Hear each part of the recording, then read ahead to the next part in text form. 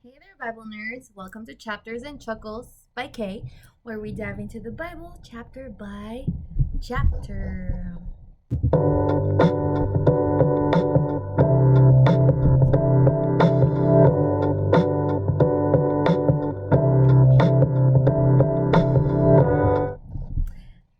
I was just trying something new.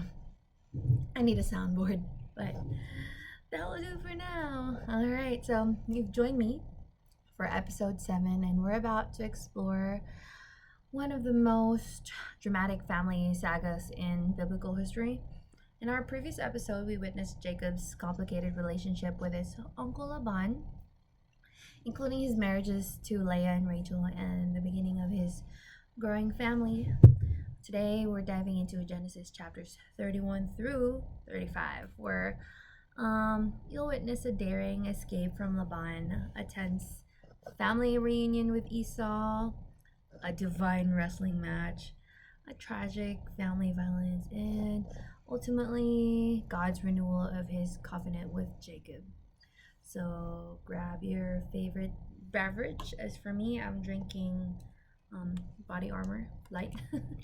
Get comfortable and let's dive into it. Chapter 31, The Great Escape from Laban. So after 20 years of working for his crafty father-in-law, Laban, Jacob had enough. As would I if I was in that situation. So anyway, he overhears Laban's sons grumbling, saying, Jacob has taken everything our father owned and has gained all this wealth from what belonged to our father. He also notices Laban's attitude toward him isn't what it used to be anymore. So their, good relationship is definitely over. Then God speaks directly to Jacob, saying, Return to the land of your fathers and to your relatives, and I will be with you. This divine instruction gives Jacob the courage to make his move. He calls Rachel and Leah out to the fields where he is tending the flocks away from prying ears and explains the situation, saying, Your father's attitude toward me has changed, but the God of my father has been with me. You know that I've worked for your father with all my strength, yet he has cheated me by changing my wages 10 times. However, God has not allowed him to harm me. Jacob describes a fascinating dream where God showed him how all the streaked, speckled, and spotted goats were mating, explaining the supernatural increase of his flocks despite Laban's schemes. The divine message concludes, I am the God of Bethel, where you anointed a pillar and made a vow to me. Now leave this land at once and go back to your native land. So Rachel and Leah, in a rare moment of sisterly agreement, respond with zero sympathy for their father, saying, Do we still have any share in the inheritance of our father's estate? Does he not regard us as foreigners? Not only has he sold us, but he has used up what was paid for us. All the wealth that God took away from our father belongs to us and our children. So do whatever God has told you, they say. So Jacob springs into action, loading his wives and children on camels without telling Laban. While Laban is away, shearing his sheep, conveniently creating the perfect opportunity, Jacob packs up all his livestock and possessions and heads out toward Canaan. But there's a little complication. Rachel decides to steal her father's household god. The text doesn't explain her motivation. Maybe she wanted them for worship, for protection, or simply to deprive her father of something valuable. Whatever her reasoning, this theft will soon create additional drama. So 3 days later, Laban discovers Jacob's family has disappeared. Like, weird. I wonder, I don't know how it worked out back then. Maybe their houses were far away from each other, but it took him 3 days to figure out. Anyway, so he gathers his relatives and pursues Jacob for 7 days. finally catching up with him in the hill country of Gilead. The night before the confrontation, God appears to Laban in a dream with a serious warning. Be careful not to say anything to Jacob, either good or bad. That divine restraining order probably saved Jacob's life. Whether they finally meet, Laban puts on a show of wounded feelings. Like, what have you done? You've deceived me and carried off my daughters like captives in war. Why did you run off secretly and deceive me? Why didn't you not tell me so I could send you away with joy and singing, with tambourines and harps? You didn't even let me kiss my grandchildren and daughters goodbye. You've done a foolish thing, he says. Like, there's no way he would do all those things if Jacob actually asked him. Right. So then Laban then adds a thinly veiled threat. I have the power to harm you, but last night the God of your father said to me, be careful not to hurt anything or to say anything to Jacob, either good or bad. So he's essentially saying, I would hurt you if God hadn't tied my hands. I can't believe it. Anyway, so then Laban shifts focus. Now you have gone off because you long to return to your father's household, but why did you steal my gods? Jacob, completely unaware of Rachel's theft, makes a dangerous declaration. If you find anyone who has your gods, that person shall not live. Then he invites Laban to search everything. Laban searches Jacob's tent, Leah's tent, and the tents of the two female servants, finding nothing. Finally, he enters Rachel's tent. Now Rachel, clever like her husband, has hidden the idol inside her camel's saddle, and she's sitting on them. So when her father searches the tent, she apologizes for not standing in his presence, saying, don't be angry, my lord, that I cannot stand up in your presence. I'm having my period, she said. So Laban searches everywhere but finds nothing. Now it's Jacob's turn to be indignant. He launches into a passionate speech, saying, what is my crime? What sin have I committed that you hunt me down? Now that you have searched through all my goods, what have you found that belongs to your household? Put it here in front of your relatives and mine, and let them judge between the two of us. And Jacob continues recounting his 20 years of faithful service, saying, I worked for you 14 years for your 2 daughters and 6 years for your flocks, and you changed the wages 10 times. If the God of my father, the God of Abraham, and the fear of Isaac had not been with me, you would surely have sent me away empty-handed. Laban, realizing he's being outmaneuvered, proposes a covenant between them. They set up a stone pillar as witness and create a pile of stones called galid, or meaning witness heap. Laban declares, this heap is a witness between you and me today, and also names it Mizpah, meaning watch post, saying, may the Lord keep watch between you and me when we are away from each other. The terms of their agreement are simple. Jacob won't mistreat Laban's daughters or take any other wives like he would with all that drama already. Anyways, and neither man will go past the heap to harm the other. They seal the covenant with a sacrifice and a meal, and the next morning Laban kisses his grandchildren and daughters goodbye and returns home. Jacob, finally free from his father-in-law's control, continues his journey toward Canaan.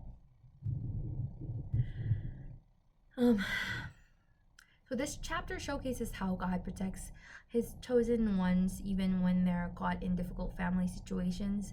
Jacob's departure wasn't perfect. There was deception on both sides, but God was orchestrating events to bring Jacob back to the land of promise.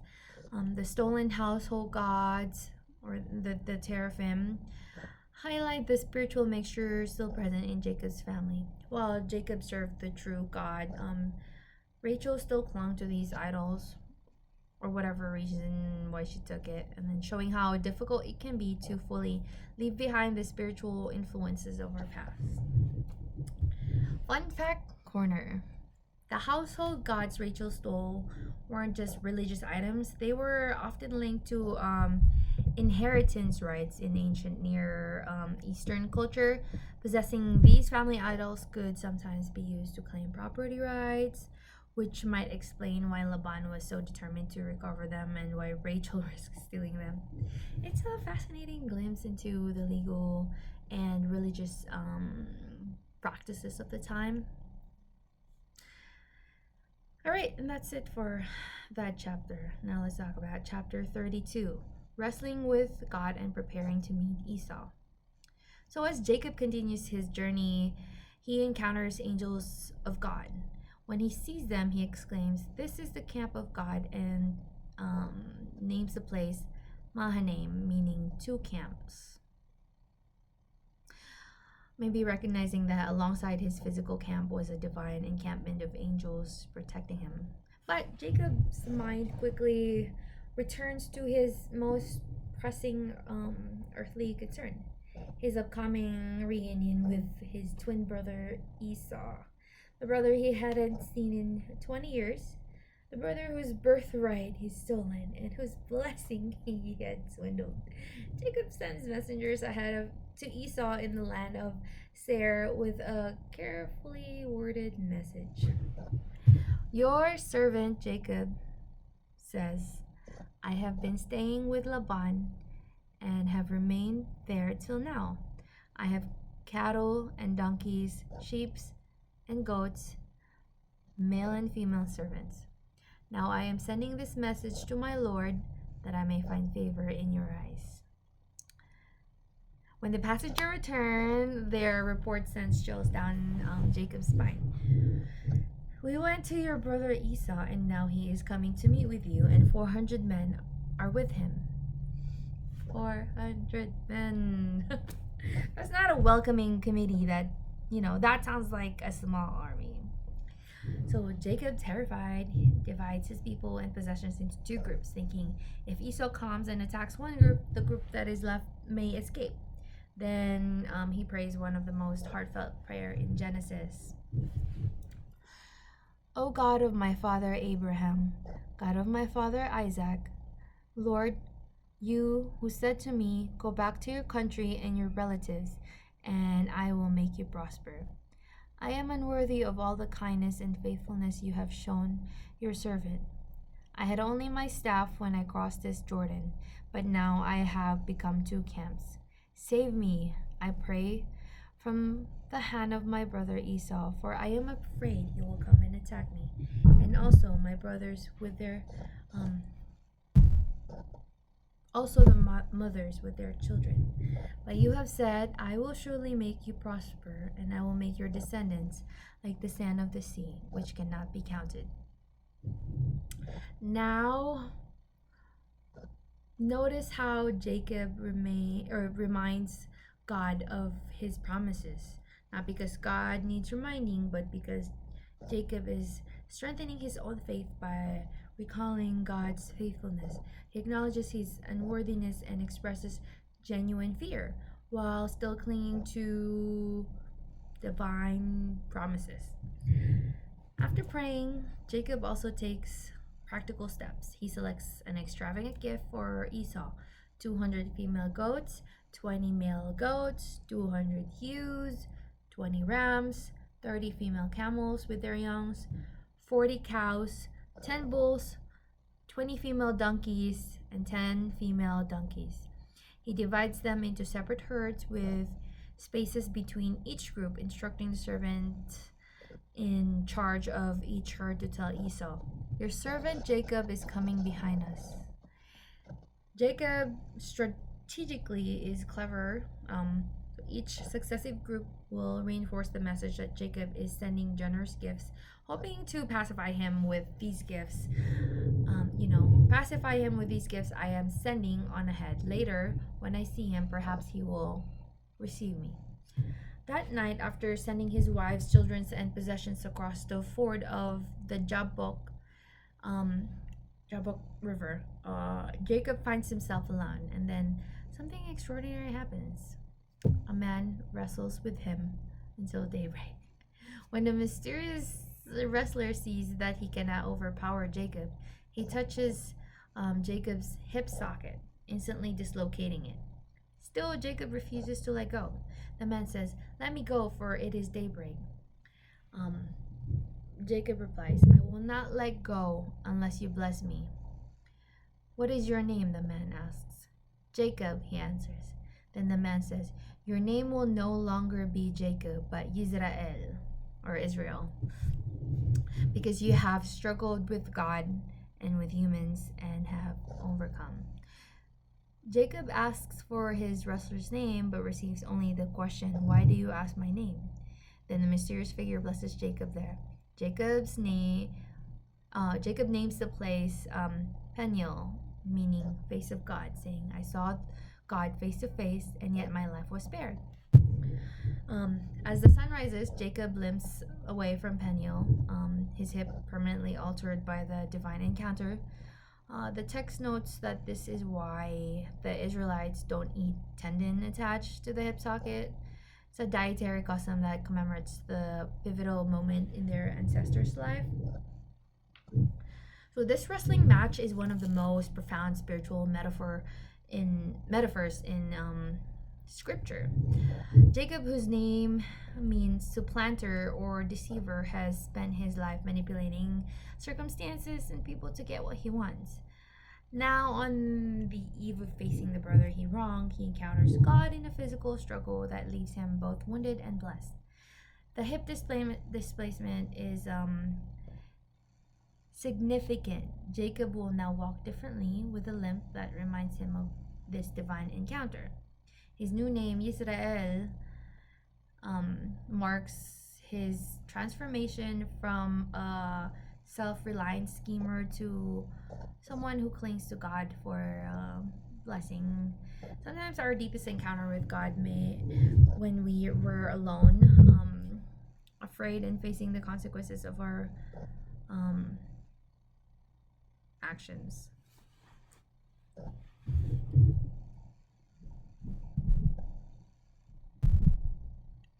Fun fact corner. The Jabbok River, where the wrestling match occurred, is a tributary of the Jordan River, about halfway between the Sea of the Galilee and the Dead Sea.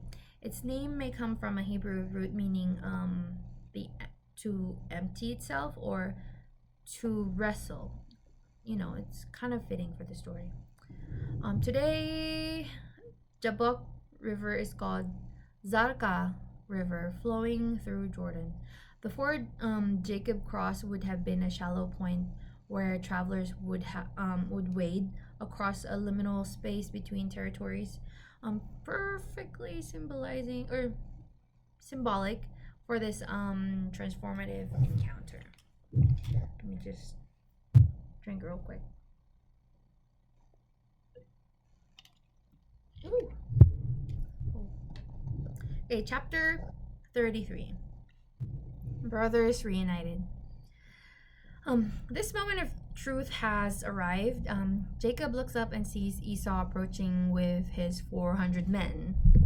He quickly arranges his family in order of increasing preciousness to him, the servants and their children in the front, then Leah and her children next, and then Rachel with Joseph in the rear, most protected position. Then Jacob goes ahead of them all and approaches his brother. He bows to the ground 7 times as he approaches, a gesture of extreme deference typically reserved for kings. But what happens next shatters all his fearful expectations. Esau runs to meet Jacob, embraces him, throws his arm around his neck and kisses him. Both brothers weep. It's a beautiful picture of reconciliation that Jacob never dared hope for. Esau looks up and sees the women, and children. Who are these with you? He says. They are the children God has graciously given to your servant, Jacob answers. The servant and their children approach and bow down. Then Leah and her children approach and bow down.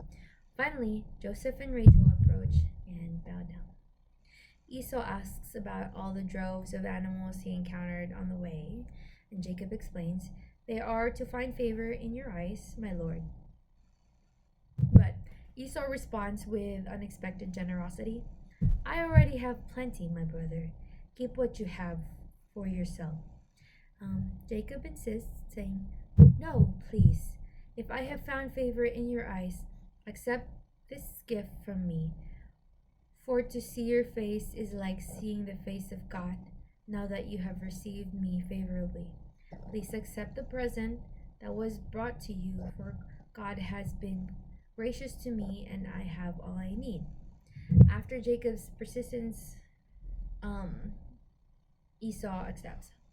So Esau offers to accompany Jacob on the journey, but Jacob politely declines, explaining that the children are tender and the flocks and herds need careful attention. If they are driven hard just one day, all the animals will die.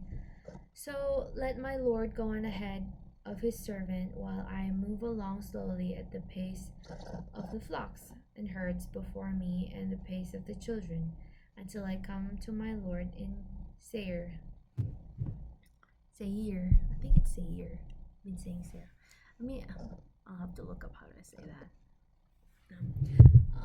So Esau offers to leave some of his men with Jacob for protection, but Jacob says, "Why do that? Just let me find favor in your eyes, or in the eyes of my lord." So Esau returns to Seir, while Jacob travels to Succoth. Succoth? Oh, I forgot. I did look up how to say that, but I forgot. Succoth, I think, where he builds a place for himself and shelters for his livestock. Later, he moves to Shechem in Canaan, where he purchases a plot of ground from the sons of Hamor for 100 pieces of silver. There, he sets up an altar and calls it El Elohe Israel, meaning God, the God of Israel, using his new name in worship for the first time. So the beautiful reconciliation scene between two brothers subverts all expectations. Jacob anticipated hostility and prepared elaborate defenses, but Esau responded with genuine forgiveness. And notice Jacob's profound statement: "To see your face is like seeing the face of God." Having just experienced a literal face-to-face encounter with God, Jacob now recognizes divine grace reflected in his brother's unexpected forgiveness. There's a powerful connection between the two encounters. Jacob received blessing from God despite his unworthiness, and now receives forgiveness from Esau despite his past treachery. The divine transformation of Jacob is mirrored by the surprising grace of Esau. However, we should also note that despite the warm reunion, Jacob doesn't actually follow Esau to Seir as promised, suggesting some lingering caution or perhaps even deception in his character. Who knows? On to our fun fact corner. Jacob's purchase of land near Shechem marks the first recorded property acquisition by the patriarchs in Canaan since Abraham bought the cave of Machpelah or as a burial site. This property would later become significant. Joseph's bones would eventually be buried there. If you read Joshua 23, verse 32. Jesus would have a famous conversation with a Samaritan woman at a well in this region, if you read John 4. Jacob's altar, with its name invoking the God of Israel, represents an important spiritual milestone. He is publicly identifying himself by his new God-given name and establishing worship in the Promised Land. All right, chapter 24, the tragedy at Shechem. I really don't like this chapter. Anyways, so this chapter contains one of the darkest episodes in Genesis. So beginning when Dinah, Jacob's daughter by Leah, so she goes out to visit the women of the land, and then Shechem, son of Hamor, the Hivite who ruled the region, sees her. So Shechem sees Dinah, and he seizes her and violates her. The text then notes somewhat jarringly that his heart was drawn to Dinah, and he loved the young woman and spoke tenderly to her. He asked his father, "Get me this girl as my wife." It's funny how it says like he spoke tenderly to her, yet he violated her not so tenderly. It's actually the exact opposite of tenderly. Anyways, when Jacob learns that Dinah has been defiled, he keeps quiet about it until his sons return from the fields. Meanwhile, Hamor comes to speak with Jacob about arranging a marriage. Just as this conversation begins, Jacob's sons arrive, furious about what happened to their sister. Hamor attempts to negotiate. "My son, Shechem, has his heart set on your daughter. Please give her to him as his wife. Intermarry with us. Give us your daughters and take our daughters for yourselves. You can settle among us. The land is open to you. Live in it, trade in it, and acquire property in it."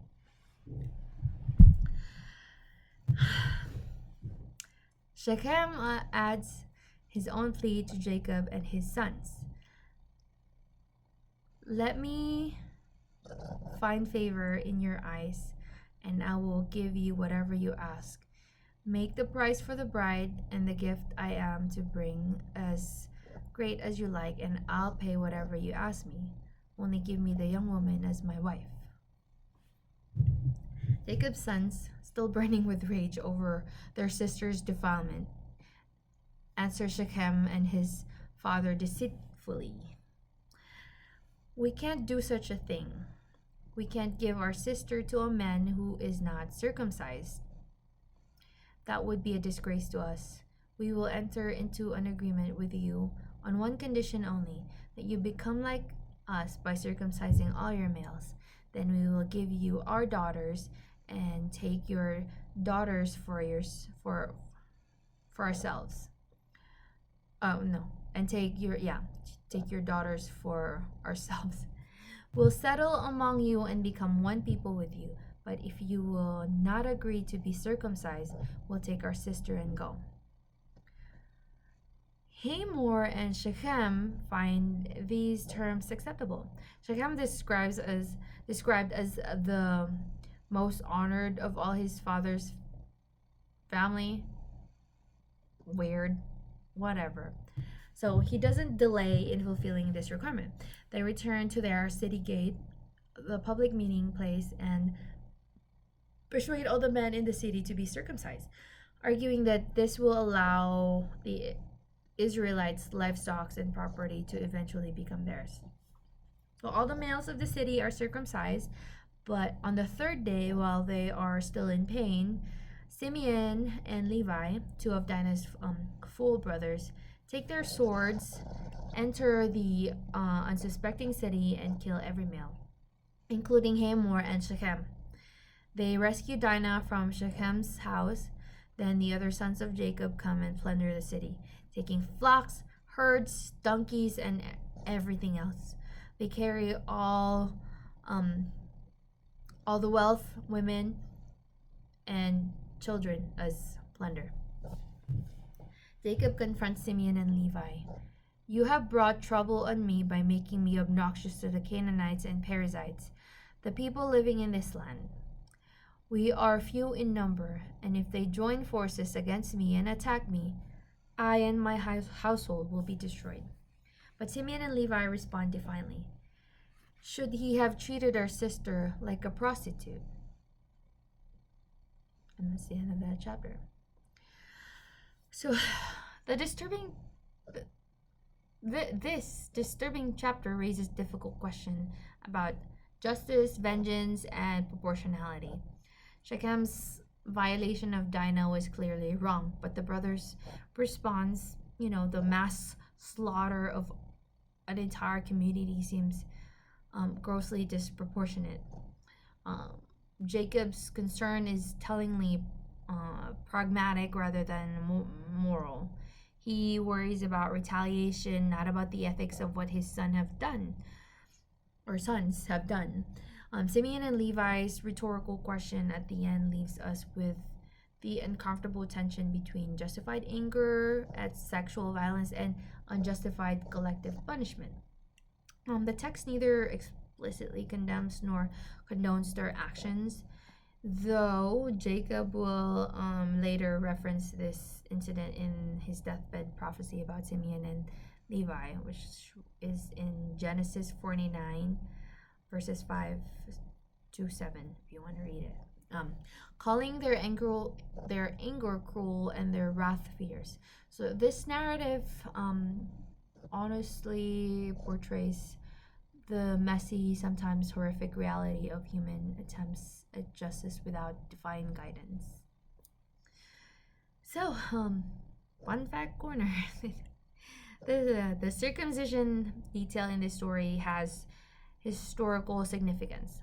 Circumcision was practiced by various ancient peoples, but for the Israelites, it was specifically a covenant sign instituted with Abraham. By suggesting circumcision as the condition for intermarriage, Jacob's sons were cynically exploiting a sacred religious practice for their revenge plot. The 3-day recovery period mentioned is medically accurate.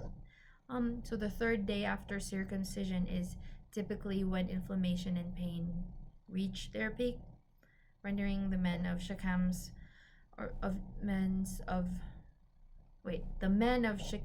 particularly, vulnerable to attack. So, yeah. And that's it for that chapter. Now, chapter 35, return to Bethel and final journeys. After the Shechem disaster, God instructs Jacob, go up to Bethel and settle there and build an altar there to God, who appeared to you when you were fleeing from your brother Esau. This divine direction provides both protection, getting Jacob's family away from potential retribution, and spiritual refocusing. Jacob tells his household, get rid of the foreign gods you have with you and purify yourselves and change your clothes. Then come, let us go to Bethel, where I will build an altar to God, who answered me in the day of my distress and who has been with me wherever I have gone. His family surrenders all their foreign gods and earrings, which, often had idolatrous associations anyways, and Jacob buries these under the oak at Shechem. And yes, also this includes the totem that Rachel stole from her dad. So as they set out, terror from God falls on the surrounding towns, preventing anyone from pursuing them. So divine protection following spiritual purification. When they reach Bethel, which was formerly, what is that so hard to say? Formerly called Luz, Jacob builds an altar and names it El Bethel, because it was there that God had revealed himself when Jacob was fleeing from Esau. During this time, Deborah Rebecca's nurse, dies and is buried under an oak below Bethel, which they name Alan Bakuth, meaning oak of weeping. God appears to Jacob again at Bethel, reaffirming his new name and the covenant promise. Your name is Jacob, but you will no longer be called Jacob. Your name will be Israel. Then God continues, I am God Almighty, be fruitful and increase in number. A nation and community of nations will come from you, and kings will be among your descendants. The land I gave to Abraham and Isaac I also give to you, and I will give this land to your descendants after you. After God goes up from him, Jacob sets up a stone pillar and pours out a drink, offering an oil on it, again naming the place Bethel, meaning house of God. As they travel from Bethel toward Ephrath, or Bethlehem, Rachel goes into difficult labor with her second son. The midwife encourages her, don't despair, for you have another son. But Rachel is dying, and with her last breath, she names her son Ben-Oni, meaning son of my trouble. But Jacob renames him Benjamin, son of my right hand. Rachel dies and is buried on the way to Ephrath, and Jacob sets up a pillar over her tomb. Israel, and from this on, the text, I guess, uses Jacob's new name more frequently. So he moves on again. While staying in that region, his firstborn son Reuben sleeps with Bilhah. Remember Bilhah, Rachel's maidservant, and also Jacob's concubine? A shocking act of disrespect that Jacob hears about but doesn't immediately address. How messed up is that? Anyway, so the chapter concludes with a listing of Jacob's 12 sons, grouped by their mothers, and the accounts of Jacob's return to his father Isaac at Mamre near Hebron. Isaac dies at the age of 180 and is buried by his sons Esau and Jacob. This chapter represents spiritual renewal and painful transitions from Jacob's family. The command to put away foreign gods shows that despite Jacob's personal encounter with the true God, idolatry persisted in his household, perhaps including those teraphim Rachel stole, from her father Laban. The return to Bethel brings Jacob full circle to where his spiritual journey began decades earlier. Rachel's death in childbirth marks the tragic fulfillment of Jacob's unintentional curse when Laban accused someone of stealing his idols. If you find anyone who has your gods, that person shall not live. And that was on Genesis 31 verse 32. So he unintentionally, cursed his wife. Reuben's acts with Bilhah was not just sexual sin, but a power play in ancient cultures. Taking the king's concubine was a way of claiming authority, and mind you, Reuben is Jacob's firstborn. So this act will eventually cost Reuben his birthright, which was mentioned in 1 Chronicles 5 verses 1 and 2. So through all of these human failures and tragedies, God's covenant promises remain steadfast, reaffirmed to Jacob at Bethel. All right, fun fact corner. So Rachel's tomb became an important landmark and pilgrimage site in Jewish tradition. The location described in Genesis, on the way to Ephrath, which is Bethlehem, corresponds to a site still venerated today just outside Bethlehem. The original pillar Jacob set up has been replaced by structures built in various historical periods. Rachel is the only matriarch whose burial place is not the cave of Machpelah in Hebron, where Abraham, Sarah, Isaac, Rebekah, Jacob, and Leah were all buried. So that concludes our journey through Genesis chapters 31 through 35. What a wild ride.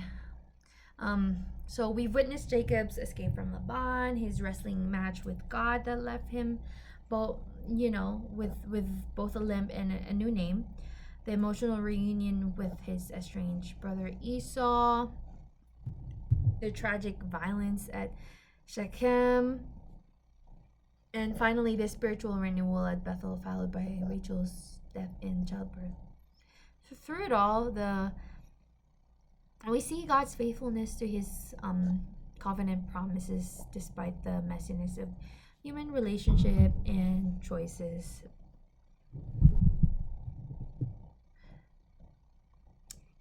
So next time on our Genesis journey, episode 8,